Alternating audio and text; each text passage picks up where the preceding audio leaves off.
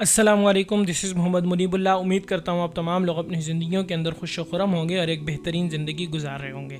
First of all I would like to welcome all of you in the very first episode of Iqbaliyat with Muhammad Munibullah. آج جس نظم کی ہم لوگ تشریح دیکھنے لگے ہیں اس کا عنوان ہے خودی کا سر نہاں لا الہ الا اللہ۔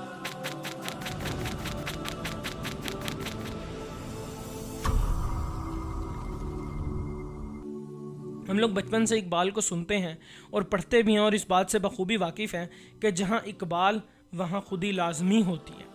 تو آج ہم لوگ اسی نظم کی طرف بڑھیں گے جہاں سے اقبال کی خودی کی جو ہے وہ شروعات ہوئی تھی۔ تو اس نظم کی تشریح کی جانب بڑھتے ہیں۔ پہلا شعر ہے خودی کا سر نہاں لا الہ الا اللہ، خودی ہے تیغ فساں لا الہ الا اللہ۔ پہلے آپ کو میں اس کے مشکل الفاظ کا ترجمہ بتا دیتا ہوں تاکہ آپ کو تشریح سمجھنے میں آسانی رہے۔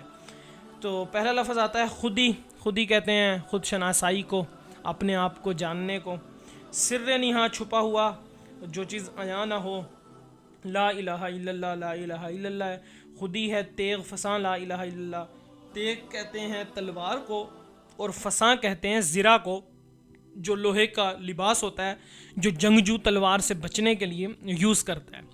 تو بیسیکلی اگر اس کی تشریح کی جانب بڑھیں تو آج ہم لوگ جس طرح کوسچننگ کرتے ہیں اپنے ٹیچرز کے sir what is the definition of this and فلاں فلاں، تو میں یہ سمجھتا ہوں کہ اقبال سے بھی شاید ان کے کسی شاگرد نے سوال کیا ہو کہ sir what is the definition of خودی، تو اقبال اس کا جواب دے رہے ہیں کہ پتر خودی کا سر نہاں لا الہ الا اللہ، خودی ہے تیغ فساں لا الہ الا اللہ، کہ خودی کا جو سب سے بڑا چھپا ہوا راز ہے جو عیاں نہیں ہے دنیا پہ یا دنیا اس کو بھول چکی ہے، وہ لا الہ الا اللہ ہے۔ اب یہاں پہ وہ جو دنیاوی ہم لوگوں نے سکسیس کے پیرامیٹرز بنائے ہوئے ہیں نا، اور ہمارے جو موٹیویشنل سپیکرز آج کل جس کی ترغیب دے رہے ہوتے ہیں، ہمارے ٹرینرز جس کی ترغیب دے رہے ہوتے ہیں کہ to know yourself means کہ اپنے آپ کو جانو، اپنی پہچان دیکھو، اپنی سکلز دیکھو۔ آپ کو کوئی ضرورت نہیں ہے کہ آپ دنیا کی سنو، آپ کو کوئی ضرورت نہیں ہے کہ آپ مولویوں کی سنو، یہ مولوی ویسے ہی پاگل ہوتے ہیں۔ یہ لا الہ، اور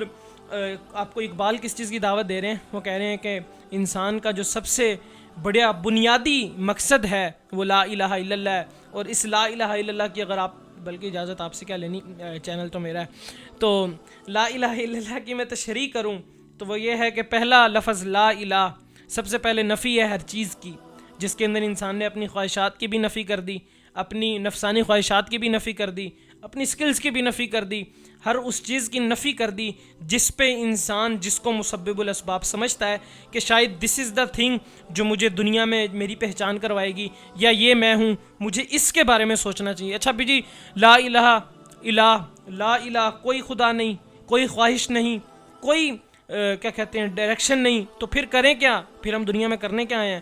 تو اس کا پھر جواب دیا اللہ تعالیٰ نے الا اللہ، مگر اللہ۔ تو وہ گائیڈنس جو ہے وہ ہماری قرآن کی صورت میں ہمارے پاس ہے کہ ہم نے فالو کس کو کرنا ہے۔ پھر اگلے شعر میں بتایا کہ یہی وہ چیز ہے، خودی ہے تیغ، یہی تمہاری تلوار ہے فساں، یہی تمہاری ڈھال ہے، یہی وہ چیز ہے جو دنیا میں تمہارے لڑنے کے بھی کام آئے گی۔ لڑنا کس سے؟ شیطان اور نفس سے لڑنا ہے۔ فساں لا الہ الا اللہ، یہی تمہاری حفاظت بھی کرے گی انہی چیزوں سے اگر تم لا الہ الا اللہ پہ یقین لے آؤ۔ شرط اس پختہ یقین کی ہے کہ یقین محکم عمل پہ ہم، پھر یقین پیدا کر رہے غافل کے مغلوب گما تو ہیں، اور جو ہو ذوق یقین پیدا۔ اقبال نے کافی جگہوں پہ جو ہے وہ یقین کی بات کی ہے کہ اپنے اندر وہ یقین لے کے آؤ بار بار، کہ وہ یقین لا الہ الا اللہ والا ہو، پھر 313 بھی ہزار کے لیے کافی ہوتے ہیں۔ اگر یقین پختہ نہیں ہے تو پھر آج لاکھوں میں مسلمان ہیں اور آپ لوگوں کے سامنے ہی ہے سچویشن۔ اگلا شعر ہے جی، پہلے شعر کے اندر اقبال نے بتایا کہ لا الہ الا اللہ سب سے بڑا راز ہے انسان کی پہچان کا۔ اگلے شعر کے اندر بتا رہے ہیں کہ لیکن ہم لوگوں نے کیا کیا؟ وہ پھر اس زمانے میں بھی یہی حالات تھے مسلمانوں کے، اس وقت بھی کچھ بت بنائے ہوئے تھے، لیکن اب اس شعر کی ایکسپلینیشن میں آج کے دور کے حساب سے کروں گا۔ کچھ سپورٹیو لائنز اقبال نے اپنے شعر کو سپورٹ کرنے کے لیے آگے خود بھی بتائی ہیں کہ کس طرح کے بت بنائے ہوئے ہیں۔ خیر دوسرے شعر کی جانب بڑھتے ہیں۔ دوسرا شعر ہے یہ دور اپنے ابراہیم کی تلاش میں ہے، صنم کدہ ہے جہاں لا الہ الا اللہ۔ اس شعر کے اندر صنم کدہ ہی ایک مشکل لفظ ہے میری نظر میں، اگر آپ لوگوں کو اور کوئی بھی لگے تو آپ لوگ کمنٹ میں پوچھ لیے گا، میں انشاءاللہ لازمی بتاؤں گا۔ صنم کدہ، صنم کہتے ہیں بت کو، کدہ جہاں پہ بت کی پوجا کی جاتی ہے۔ تو حضرت ابراہیم علیہ السلام کا مشہور واقعہ ہے، میں پورا واقعہ تو سنانے سے رہا، اگر آپ لوگوں کو نہیں پتا تو آپ علماء سے کانٹیکٹ کر سکتے ہیں کہ حضرت ابراہیم علیہ السلام نے بت توڑے تھے اپنے زمانے کے اندر۔ تو وہ کہہ رہے ہیں کہ آج ایک بار پھر سے زمانہ جو ہے وہ بت بن گیا ہے. بظاہر بت نہیں ہے, اب ہر کسی نے اپنے بت بنائے ہوئے ہیں. ان چند بتوں کا ذکر آگے وہ کریں گے بھی اقبال کہ وہ کون کون سے بت ہم لوگوں نے بنائے ہوئے ہیں. جس طرح آج کے دور میں حکومتوں کو دیکھیں تو کسی نے UN کو اپنا بت بنایا ہوا ہے, کسی نے IMF کو بت بنایا ہوا ہے. ہر وہ چیز جو ہمیں لا الہ الا اللہ کے عمل سے روک دے, جو لا الہ الا اللہ پہ چلنے سے روک دے, کسی نے سودی نظام کو بت بنایا ہوا ہے.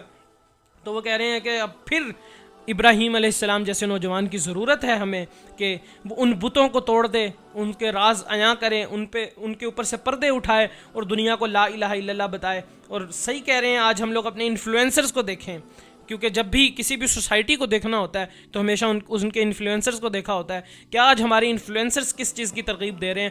ہر جگہ سے ہمیں جو ترغیب مل رہی ہے وہ مٹیریلسٹک ورلڈ کی مل رہی ہے. ہمیں یہ دکھایا جا رہا ہے, اور ویسٹ کو دیکھو, مولویوں کے چکر میں رہ گئے تو ہم لوگ تو پہلے ہی دنیا میں بہت پیچھے رہ گئے ہیں اور مزید پیچھے رہ جائیں گے. اچھا, یہ جو میں باتیں کر رہا ہوں اس کا یہ ہرگز مطلب نہیں ہے کہ دنیا میں جو ترقی ہے وہ بند کر دینی چاہیے. وہ اقبال کا ہی شعر ہے کہ مدعا دنیا میں ہے اگر تیرا تعلیمیں دیں, ترک دنیا نہ سکھانا اپنی قوم کو کہیں. تو دنیا بھی ضروری ہے, لیکن دنیا کو مسبب الاسباب ماننا غلط ہے. اتنی دنیا جتنی ہمیں ضرورت ہے, اور وہ دنیا جو ہم لوگ کفار پہ غلبے کے لیے, اسلام کے غلبے کے لیے حاصل کریں, وہ ہر چیز ٹھیک ہے, لیکن اس کو مسبب الاسباب بنا لینا کہ شاید یہی میرا ساز و سامان ہے, یہی میرے کام آنے والی چیز ہے, دس از رانگ تھنگ. تو اس کو اقبال کہہ رہے ہیں کہ یہ دور اپنے ابراہیم کی تلاش میں ہے کہ کوئی آئے بندہ جو ان بتوں کو توڑے, پردے ہٹائے اور لوگوں کو بتائے کہ بھئی یہ غلط چیزیں ہیں, یہ ہمارا صحیح رستہ ہے لا الہ الا اللہ. کہ ہم لوگ اللہ کے تابع ہیں. کہ وہ ایک شعر ہے, پسند اپنی مزاج اپنا, کمال کیا ہے, جو یار چاہے وہ حال اپنا بنا کے رکھنا. کمال یہ ہے کہ جو لا الہ الا اللہ چاہتا ہے ہم اپنا حال وہ بنا کے رکھیں. اصل بات تو یہ ہے میں اپنی خواہشات کے مطابق چلوں, اپنی پسند کے مطابق چلوں, تو پھر اس میں تو کمال کوئی نہیں ہے. اگر میری خواہشات لا الہ الا اللہ کے تابع ہیں, اصل کمال تو یہ ہے نا. اگلا شعر ہے, کیا ہے تو نے متاع غرور کا سودا, فریب سود و زیاں لا الہ الا اللہ. متاع غرور کہتے ہیں دھوکے کا سامان, فریب سود و زیاں, فریب دھوکے کو ہی کہتے ہیں, سود کہتے ہیں نفع کو, اور زیاں کہتے ہیں نقصان کو. اس کا مفہوم یہ ہے کہ اقبال ان بندے کو کہہ رہے ہیں کہ اللہ دیا بندیاں تو نقصان دہ سودا کر رہے ہیں. جیسے ہم لوگ کوئی غلط سودا کر رہے ہیں نا, اور آ کے بتایا ابا جی کو میں بڑا کام کر کے آیا ہوں, تو ابا جی کہتے ہیں اللہ دیا بندے تینوں لوٹ لیا پر لینے. تو اقبال بھی بندے کو کہہ رہے ہیں ویسٹ نے تانوں لوٹ لیا جے, کیا ہے تو نے متاع غرور کا سودا, تو دھوکے کا سامان خریدا ہے بھائی. یہ سب جو نفع نقصان تجھے گنوا رہے ہیں نا, سب کچھ دھوکا ہے. تو پھر کامیابی کیا, پھر ابا جی تانوں نالے دس دینے کہ بیٹا اصل اس طرح کرنا تھا, یہ کام آپ غلط کر رہے ہو. تو وہ پھر اقبال بتا رہے ہیں سر فریب سود و زیاں لا الہ الا اللہ کہ بات ساری وہ ایک جملے کے اندر اقبال نے پورے دین کو میں کہتا ہوں اتنی خوبصورتی کے ساتھ جو ہے وہ پیش کیا ہے کہ لا الہ الا اللہ پہ اینڈ فل سٹاپ ہے. میں کہتا ہوں یہ پہلا شعر ہی کافی تھا, خودی کا سر نہاں لا الہ الا اللہ, خودی ہے تیغ فساں لا الہ الا اللہ. لیکن سپورٹیو لائنز ایک پوئٹری لکھنے کا طریقہ ہوتا ہے, تو آگے ساری سپورٹیو لائن ہے. پھر آگے اگلا بت بتا رہے ہیں اگلے شعر کے اندر کہ یہ مال و دولت دنیا, یہ رشتہ و پیوند, بتان وہم و گماں لا الہ الا اللہ. رشتہ داری, رشتہ یہاں پہ بیسیکلی یہ وہ آیت ہے وَاعْلَمُوا إِنَّمَا أَمْوَالُكُمْ وَأَوْلَادُكُمْ فِتْنَةٌ, یہ جان رکھو کہ تمہاری اولادیں اور تمہارا مال تمہارے لیے فتنہ ہے. یہ اسی آیت کا مفہوم ہے کہ یہ مال و دولت دنیا, یہ رشتہ و پیوند کہتے ہیں قرابت داری, وہ رشتے کے ساتھ اس کو جوڑا ہے.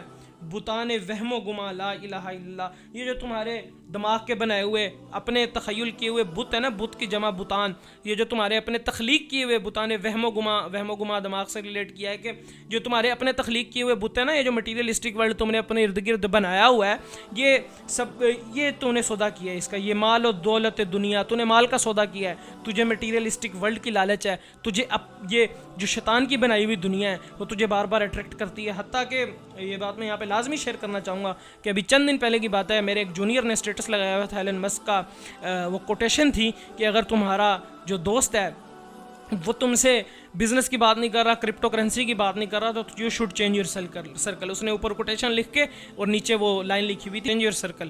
اس کا اسکرین شاٹ لیا ہوا, میں لازمی طور پہ ساتھ اٹیچ کروں گا, میں نام نہیں بتاؤں گا خیر. تو اس کو بھی میں نے یہ کہا کہ یار اللہ کے بندے ہم لوگ اب اتنے مٹیریلسٹک ہو گئے ہیں کہ ہم لوگ اپنی جو دوستیاں ہیں وہ بھی یہ سوچ کے رکھیں گے کہ اس بندے کے پاس اتنا مٹیریل ہے, اس بندے کا یہ عہدہ ہے, لہٰذا یہ میرا دوست ہے, اور اگر یہ بندہ غریب ہے, یہ بندہ میرے سے اچھا. افسوس کی بات یہ ہے کہ وہی دوست ساتھ بیٹھ کے ماؤں بہنوں کی جگتے مار رہے ہوں گے, وہ ان سے پرابلم نہیں ہے، لیکن اگر وہی دوست تمہیں بزنس اور کرپٹو سے روک رہا ہے تو وہ گندا ہے۔ اور دین کیا کہہ رہا ہے کہ اپنی دوستیاں جو ہے وہ تقوی اور دین کی بیس پہ رکھو، اپنی رشتہ داریاں، اپنی قرابت داریاں جو ہے وہ تقوی کی بیس پہ رکھو۔ اور ہم ایلن مسک صاحب کی بات مان رہے ہیں کہ نہیں جی ہم لوگ مٹیریل سے جو ہمیں روکے گا ہم نے اس سے دوستی توڑ دینی ہے، لیکن جو ہمیں نماز کا کہہ رہا ہے یا جنت کا راستہ دکھا رہا ہے وہ گندا ہے، وہ مولوی ہے، اس کو ہم اپنی بیٹھک میں نہیں بلا سکتے۔ اب یہ آپ کی مرضی ہے۔ اگلا شعر ہے، خرد ہوئی ہے زمان و مکان کی زناری، نہ ہے زمان نہ مکان لا الہ الا اللہ۔ بیسیکلی یہ جو تینوں شعر ہیں، کیا ہے تو نے متاع غرور کا سودا، ان کا مفہوم ایک ہی بنتا ہے، وہ یہ ہے کہ میٹیریلسٹک ورلڈ کے ہم لوگ پجاری بنے ہوئے ہیں آج کے دور میں، اور جو اصل زندگی گزارنے کا طریقہ تھا لا الہ الا اللہ، اس کو ہم لوگوں نے پس پشت ڈال دیا ہے، اور اپنا جو ساز و سامان ہے، جو دنیاوی چیزیں ہیں، ان کو ہم لوگوں نے مسبب الاسباب مان لی۔ اصل مسئلہ یہ ہے کہ ہر کسی نے جو بت بنائے ہوئے ہیں نا، کہ میں جو سر بسجدہ ہوا کبھی تو زمین سے آنے لگی صدا، تیرا دل تو ہے صنم آشنا، تجھے کیا ملے گا نماز میں، کہ جب میں نماز پڑھ رہا ہوں بظاہری سجدہ تو میرا اللہ تعالیٰ کو ہو رہا ہے، لیکن جو دوسرا سجدہ ہے، جو دل کے اندر سجدہ ہے، وہ میرے دل میں نماز کے اندر بھی دکان کا حساب کر رہا ہوں کہ میٹیریلسٹک ورلڈ میرے اندر اتنا پھنسا ہوا ہے۔ وہ ہے کہ اگلا شعر ہے، خرد ہوئی ہے زمان و مکان کی زناری، نہ ہے زمان نہ مکان لا الہ الا اللہ۔ تو خرد عقل کو کہتے ہیں، زمان و مکان یہ میٹیریلسٹک ورلڈ، یہ دنیا، زمان مکان مطلب مادے کو کہہ رہے ہیں۔ زناری ہوتا ہے وہ نا دھاگا باندھتے ہیں ہندو اپنے گلے کے اندر، تو وہ کہہ رہے ہیں کہ ان کی طرح نا تم لوگوں نے وہ دھاگے کو پوچھتے ہیں نا، تم نے اپنے گلے کے اندر جو ہے وہ میٹیریلسٹک ورلڈ کو باندھ لیا ہے، جو تمہیں اپنے اس احاطے سے نکلنے نہیں دے رہا، تمہاری عقل کو اس نے جکڑ لیا ہے۔ نہ ہے زمان نہ مکان لا الہ الا اللہ۔ وہ کہتے ہیں میٹیریلسٹک ورلڈ کچھ بھی نہیں ہے اللہ تعالیٰ کے آگے، لا الہ الا اللہ کے آگے۔ جب لا الہ الا اللہ کہہ دیا بھائی تو پھر یہ میٹیریلسٹک ورلڈ کچھ بھی نہیں رہتا۔ میں بار بار وہی بات کر رہا ہوں اور دوبارہ سے اس بات کو مینشن کرنا ضروری سمجھوں گا کہ میں ہرگز یہ نہیں کہہ رہا کہ آپ نے سائنس میں ترقی نہیں کرنی، میں ہرگز یہ نہیں کہہ رہا کہ آپ نے کاروبار نہیں کرنا۔ بات یہ ہے کہ ان کو مسبب الاسباب نہیں مان لینا۔ مسبب الاسباب اللہ تعالیٰ کی ذات ہے۔ سائنس میں ترقی کرنی ہے تو دین کے لیے کرنی ہے، بزنس کرنا ہے تو دین کے اصولوں پہ کرنا ہے، تجارت کرنی ہے، صلح کرنی ہے، جنگ کرنی ہے، جو بھی کام ہو۔ اب ایسا تو ہو نہیں نہ سکتا کہ میں لوٹا پکڑ لوں اور دنیا ساری چھوڑ دوں اور جنگلوں میں نکل جاؤں، تو یہ بھی دنیا نہیں، یہ بھی دین نہیں کہتا آپ کو، بلکہ دین تو کہتا ہے کہ اس شیطانوں کے اندر رہ کے اس نظام کو قائم کرو جو اللہ تعالیٰ کا بنایا ہوا نظام ہے۔ تو ایسا بالکل بھی نہیں کہہ رہا کہ میں کہ آپ سب کچھ چھوڑ دو۔ بات وہی ہے کہ ان چیزوں کو مسبب الاسباب نہیں بناؤ، اور جو بھی کام ہو وہ اصول دین کے ہوں۔ آپ کا بزنس ہے تو اس کے اندر سودی نظام نہ ہو، وہ آپ کی جنگ ہے کسی سے تو وہ اللہ کے لیے ہو، آپ کی اگر صلح ہے کسی سے تو وہ اللہ کے لیے ہو، بلکہ میٹیریلسٹک ورلڈ کی وجہ سے نہ ہو، جس طرح وہ ایلن مسک صاحب نے بھی کہا۔ تو وہ ایز اے مسلمان ہم لوگوں پہ نہیں جچتا کہ ہم لوگ وہ اسٹیٹس وغیرہ شیئر کریں۔